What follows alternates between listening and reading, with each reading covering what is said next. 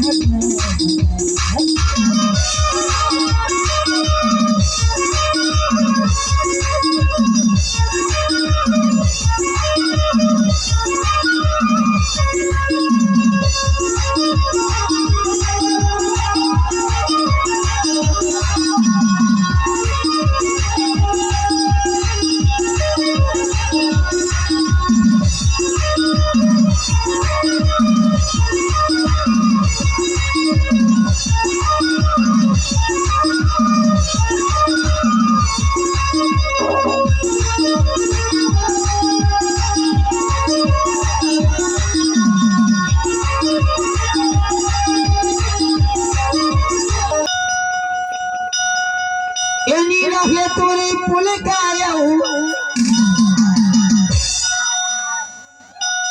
नीला है तोरे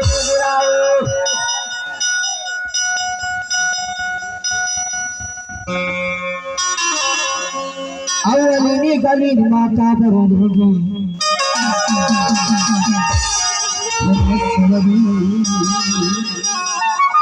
अमरुला कब के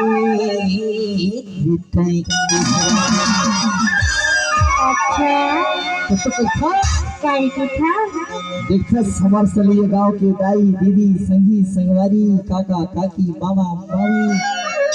और चुप्पू गुंगू सब नाना लड़का सब बैठी रहे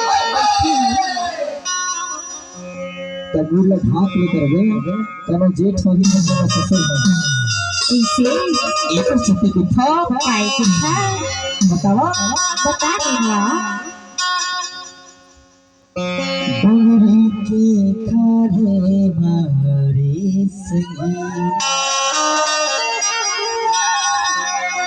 अरे डोंगरी के खारे मारे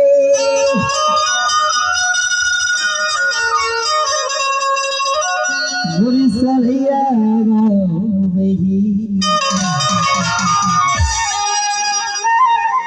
सतिया मेरी कोना पूछी